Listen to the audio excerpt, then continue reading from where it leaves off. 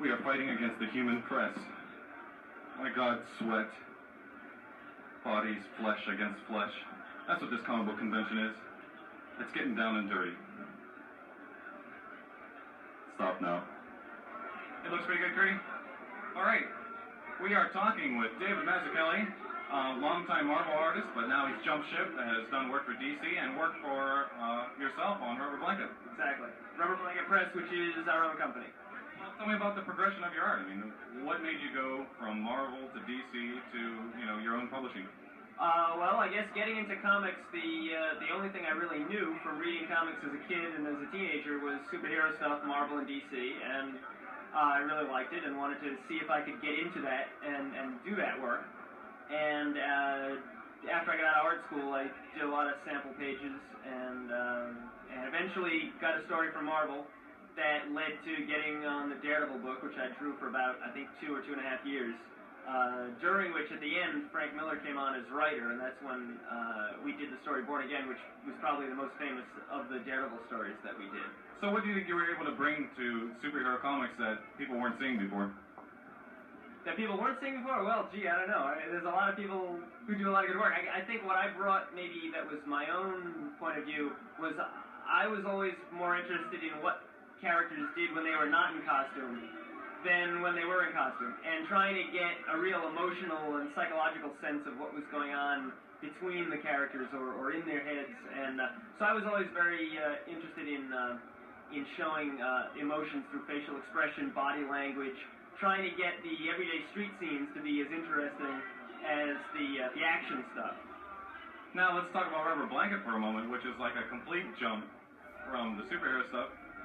Show us Rubber Blanket. A visual. This is the cover of Rubber Blanket. This is the first issue, which came out last summer of '91, and we're working on number 2, which we hope will be out next summer. Now, Rubber Blanket is, to me, an exercise in graphic layout and so forth, and I mean, in terms of working with space, darks, blacks, balance, and so forth, and how you tell a story through that. I mean, how does that fit in with, your idea of talking about, like, facial expressions and so forth? I mean, because Rubber Blanket was stone-faced, perhaps. Well, I guess... I'll have to change the question in order to answer it. Okay. I stumped him. Or else I made no sense, which is probably the case. No, I see what you're saying. And in a way, it's what you're talking about is the kind of more obvious, expressive moves that you can do in a superhero comic or a dramatic comic where people really make very expressive gestures of fear or anger or whatever. The kinds of stories that we're doing in Rubber Blanket, I think, were much more subdued outwardly. I mean, there's a lot of psychological tension going on that doesn't manifest itself in, like, mugging, gaping jaws and that kind of thing. So that answers that part of the question. What we're trying to do is the first issue I worked on with Richmond Lewis, who was the colorist on Batman Year One. She's a painter. She wrote and drew some of the work in this. First time she's ever done any comics. Wow. And I wrote and drew the rest of it. So we wanted to make a comic book that was different from a lot of other comics that we had seen, and more really looking at it like, what is the comic book we want to read? So it's an anthology of short stories. They have a surreal edge. And very. Yeah. And the way I approach drawing is, once I have the story in mind, or the concept for the story in mind, I let the way I draw it be dictated by what the story is trying to say. So my style kind of, as you know, if you know my Daredevil work and the Batman work and then this, the Rubber Blanket, it really changes to accommodate what I'm trying to do in the story and also what my interests are. And I have a lot of different visual interests. Are you going to stay working in the mainstream?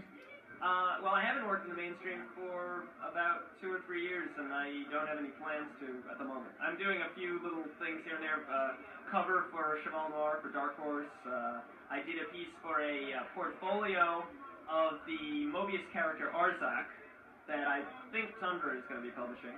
And I'm trying to do things for Snake Eyes, which is another anthology Fantagraphics publishes. How's it feel to be beside some of the other people in Snake Eyes, like Kaz and some of the great... It's very interesting to be in a different kind of crowd. Are you meeting those kind of people here at the convention? Not here at the convention so much. These conventions really cater more to the mainstream crowd. As a matter of fact, oddly enough, I did pass Kaz in the hall, but I don't think he's got a table or anything. Is it giving you a big headache like it is me? It will in about an hour or so. I believe it. Well, maybe you can do a quick sketch for us now on camera and talk about some of the things you do in your art. Sure. Character I'm drawing now is a character called Mope, who appears in a strip I created for Rubber Blanket called Mope and Grope. Only one page in the first issue, but I'm working on more stuff for it. It's loosely based on myself and my wife, but not Mope. Here's a couple of pages that I thought worked out pretty well. These are from when I first started inking my own work on Daredevil, but I think I was able to, in these pages, get at some of the things I really like about drawing, at least this kind of dramatic stuff. One of the things is the sense of mood, of dark shadows against light, to try and get an atmosphere. Certainly something like that. Also the sense of space, where we're looking from inside this gutted building out through the wall, and we see Daredevil and then the building surrounding him. I really like it. Also, you look at this one as well. One of the things I really love doing in drawing, whether it's comics or other kinds of drawing, is taking a flat piece of paper and making it work spatially, so that when I can create something like this, where we've got the large looming figure here, and the feeling of looking past him right down the street, or that kind of thing. Same thing, we've got a similar kind of thing going on here, to create that kind of bulk. But also, I'm also always trying to think about the composition of the page, the way these dark shapes lock in, and the diagonal works against other things. Same thing with this one too. I mean, I think it's